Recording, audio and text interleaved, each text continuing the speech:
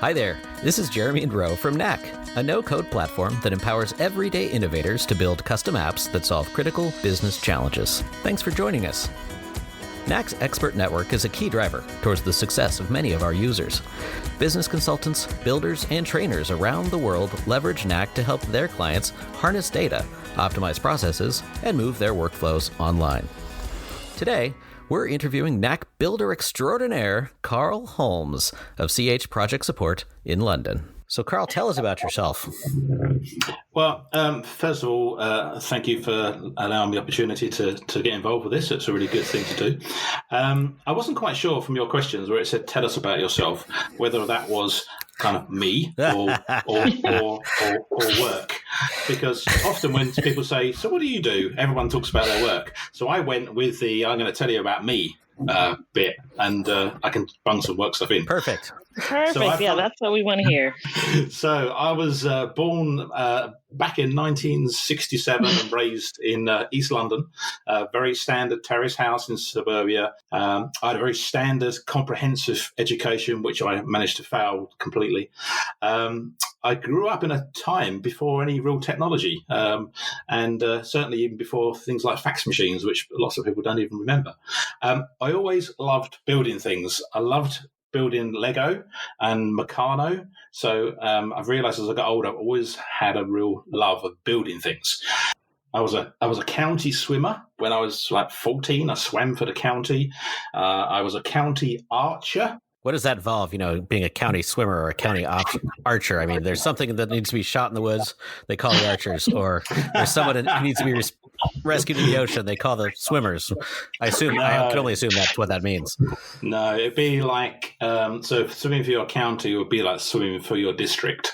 So you just represented your district or your state. It was just, you were fairly good at what you did, so you got to represent your local area, your local district. Gotcha. I, in later life, was a prolific photographer, and I was a member of the Royal Photographic Society for a few years. I was chairman of a camera club for about 10 years. I've been very successfully married twice and divorced twice, which I think is equal proportion of a good result. I've had no children, no kids. I know you've got 6. I think I'm trying to get the balance. You've had 6, I've had none. Right. Perfect. I've been very happily living for a few years with the wonderful Maria, who's sitting in the lounge listening to me rattle on. Very happily with Maria now. I'm a Microsoft certified application specialist, Adobe professional, a complete geek, nerd, and Knack developer. I'm fit, well, happy, content, want for nothing. And so far surviving COVID-19. Yeah. And one of my personal favorite phrases that I like is that I started life with nothing, and I've got pretty much most of it left. So that's awesome. I love it. That's kind of me. Work-wise, my work stuff is a much simpler work stuff. It's a far less. I started off in retail sales, then moved into retail sales management, which kind of lends to some project management. I ended up working at Vodafone, the cellular operator. I was at Vodafone for 22 years. I worked out of the head office in the UK. That was up till 2013 when we had a part in the ways, and they decided I was no longer required and got made redundant, unfortunately. But actually, as is often the way, it was a great turning point in my life in terms of work. I set up my own company and managed to make some good contacts, and fell into the company that introduced me into Knack in 2017. And since then, I've been a full-time developer. So it's kind of worked out. Have you developed any weird habits or hobbies while being stuck at home during the pandemic? I mean, it really hasn't made, because I work from home anyway, it's made no, it's like you guys, it really hasn't made any difference. I mean, I still get up, have a shower and take the dogs out for a walk and have my breakfast and start work. I felt really disappointed that I hadn't created any weird habits or or hobbies. We're just not even participating. It almost seems like, but it does make some nice continuity. We've noticed. We've actually got a blog post going up today about that very thing, where it just being able to work remotely and to have systems in place that allow you to work remotely is just a nice bit of stability in these times, and it makes us quite a bit more resilient to kind of deal with whatever things like this come along. Yeah. I feel slightly disappointed and that I don't have any amazingly weird habits or cultivate. Perhaps I should try harder. Yeah. Well, you touched upon something a little bit earlier that you played with Legos. I think this would be a great time to take up, maybe revisiting some of those old hobbies. I think I'm probably a bit too old to do Lego now. I think I was about 6 when I did that. What? Oh gosh, that's impossible. Yeah, I can't say the same. I would take my kids to Disneyland and purposely go to the Lego store so that I could buy Legos for myself too. I just wanted to hear more about your business, your consulting business. You do a lot of building still at the ripe old age that you find yourself at now. I know. Well, I still have my eyesight. I still have my eyesight and most of my other faculties. So I thought, Well, so tell us about the work you do. I'd spent many years building Microsoft Access databases, and when a colleague introduced me to Knack, I was like, "Oh my god, this is going to be so much easier!" And I was working for a firm, and I thought this is going to make their life so much easier. So I started just building things and showing it to the boss and saying, "What about this?" And he was, "Great, can we do the next bit?" And it kind of grew from there. And then he introduced me to his friend who ran another business, and then I started working for him, and he introduced me to someone else, and I started working for them, and that's just how it went on. So there was no plan. I don't, have a huge organization behind me. I'm very much upfront with people. It's just me.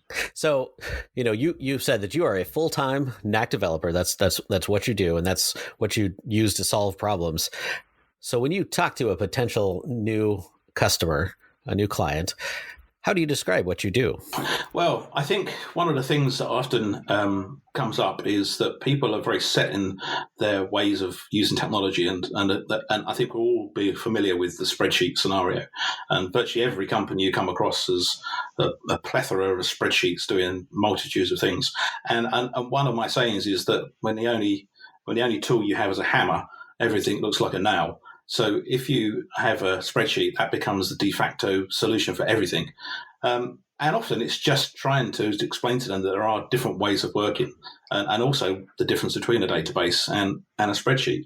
But most often, I'm very fortunate that I'm not in that position of having to sell the idea. It's generally that I've worked with someone and they've had the conversation with someone else and said, "Oh my God, we're in a real pickle, and we need some help." And they've said, "Oh, I can introduce you to this guy," and that's a very kind of soft, warm, fuzzy introduction.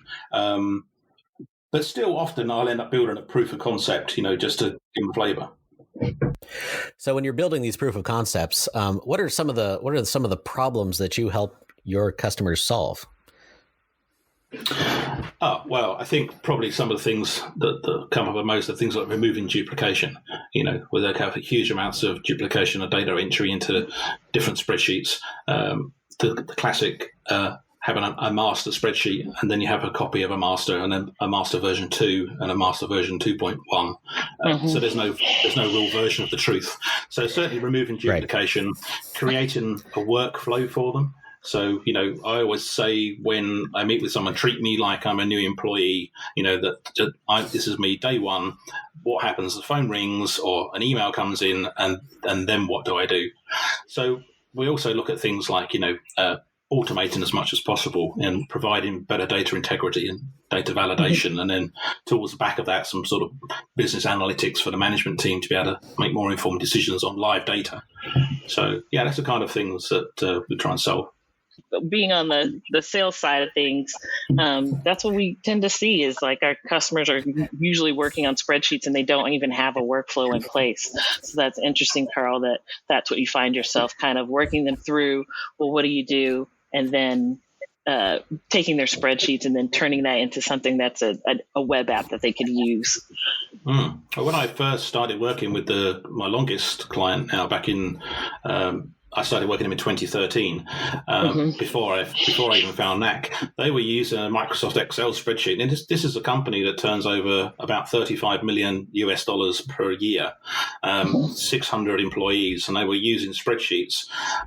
Just a normal Microsoft spreadsheet, and if someone happened to leave it open and go to lunch, no one else could edit it or do anything to it. They had to wait until they came back. So the first thing was let's just get you using Google Sheets. Let's just try and get you into the cloud. So it was a transition. And then when I eventually found Knack, it was a very smooth transition from that kind of Google Sheets cloud-based into a more robust solution with the workflow. Yeah. What would make someone want to move from, say, Google Sheets, which doesn't necessarily have the same, duplicate spreadsheet issue, and multiple people can be in it at the same time? What would make someone want to move from Google Sheets to Knack? Well, the thing that I find most is when you've got related items, and I know that sounds very much like a database thing, but it's when you start talking to people and you find that they've got people, and people have objects, or they have pieces of equipment, and those pieces of equipment have various bits of certification which have expiry dates, and they have copies of certificate. It all gets very complex really quick. So they just have more tabs or another spreadsheet, and they copy some columns into another tab because they're trying to use a single table to run multiple relationships. And that's generally where the conversation goes, is what's the structure of your business? And they say, well, we have lots of salespeople, and they have lots of customers, and each customer has lots of orders, and each order has lots of bits of equipment. And they're trying to manage those relationships on one sheet, which is the wrong tool. Yeah. So that's generally what I find.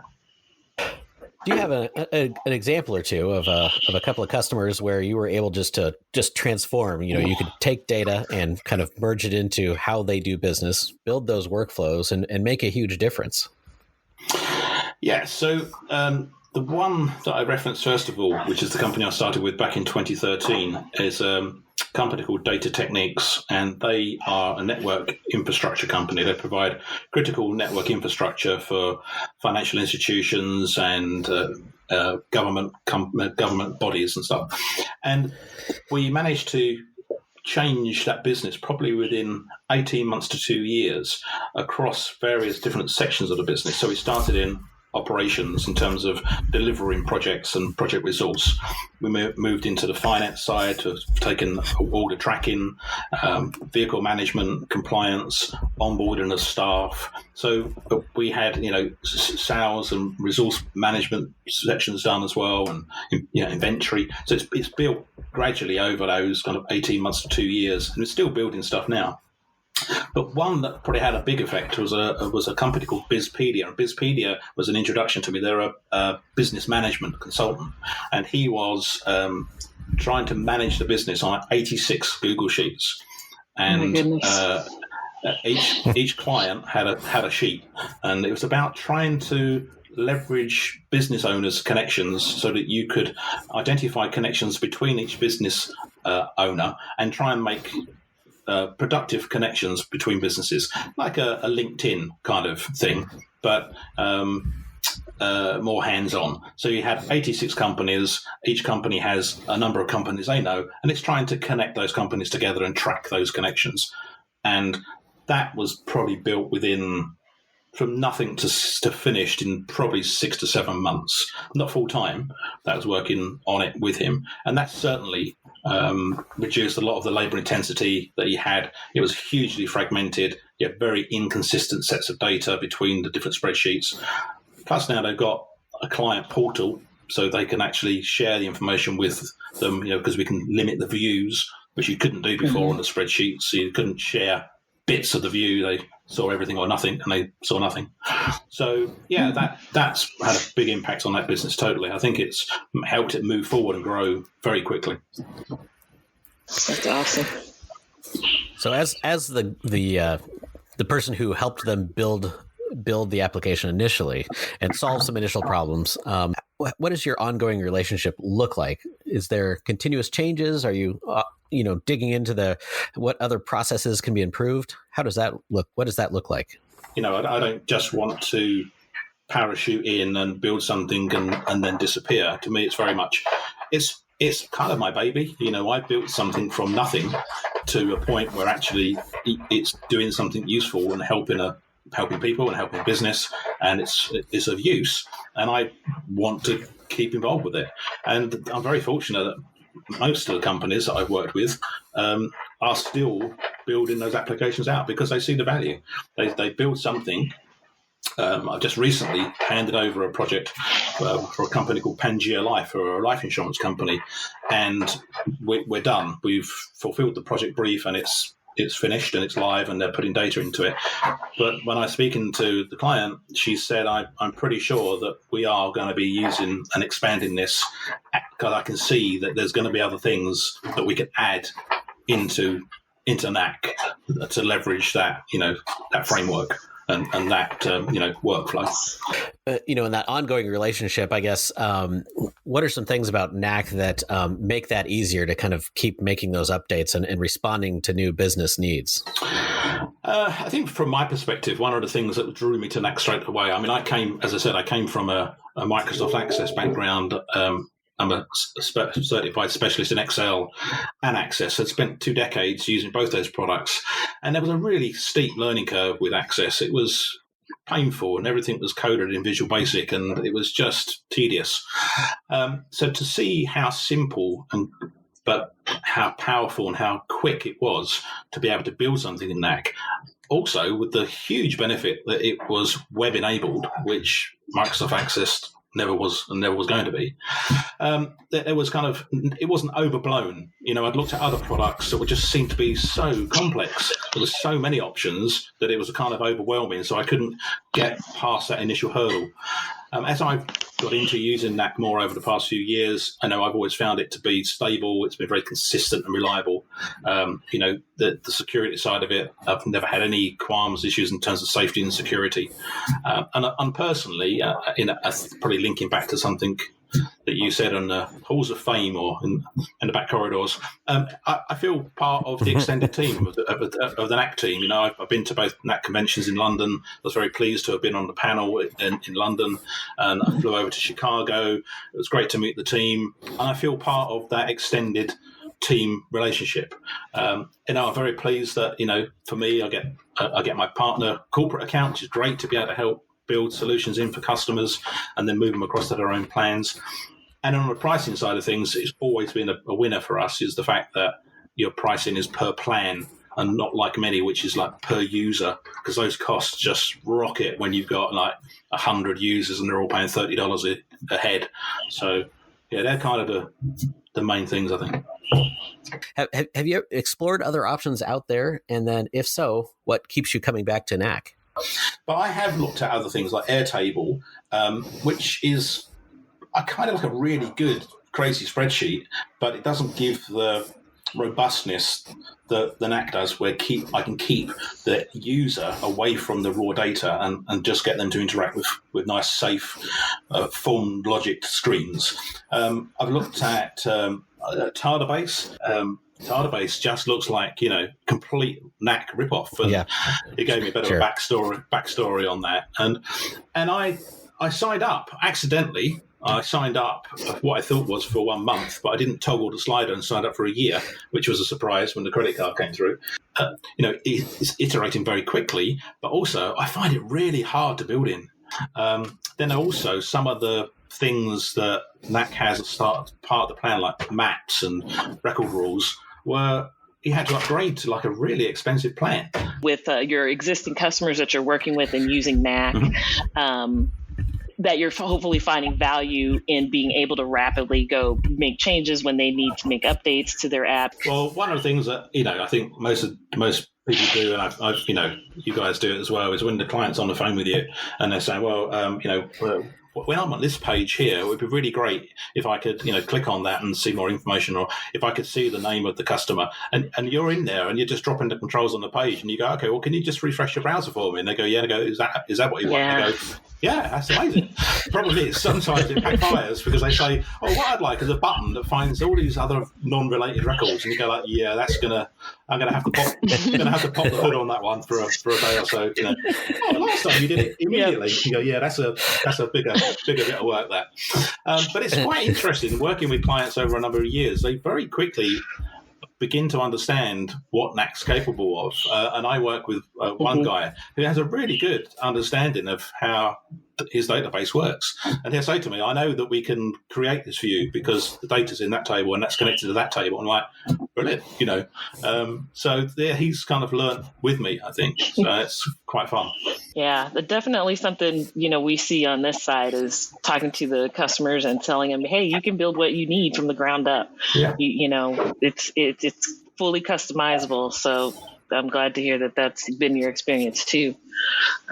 Well, I know that when I first started using Knack, it was kind of overwhelming initially. It seems, go through this learning curve, and you get to grips with it and you kind of get your head around it. And then I got a little bit kind of confident. And when I went to the conference back in London, I'm like, oh, yeah, I'm, the bee's knees and this, really, I've got myself.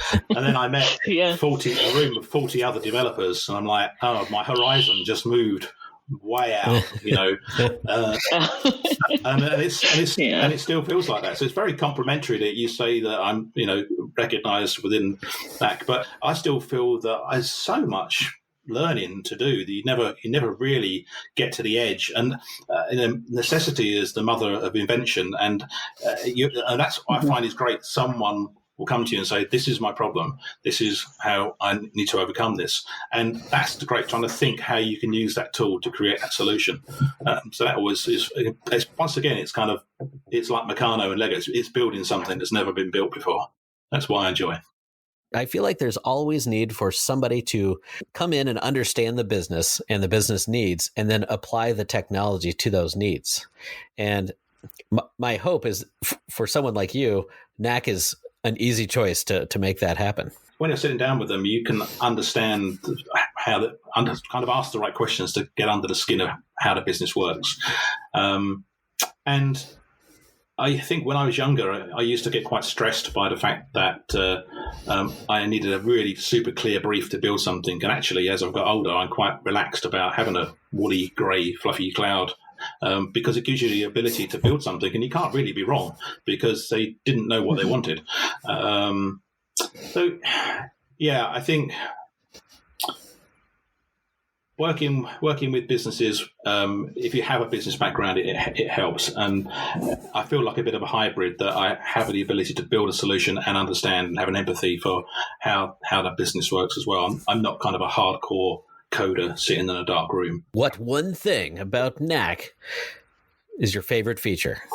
I wondered if you was going to ask that, because that is a question that I thought about. I took my dogs out for a walk about an hour before school, and I remember when I first started it, everything was amazing. It's like, oh my god, it's got maps and it's got graphs, and it's like, all the stuff that you couldn't do in Microsoft Access. But I did think long and hard, and you'll be probably massively underwhelmed at probably my favourite feature are the rules.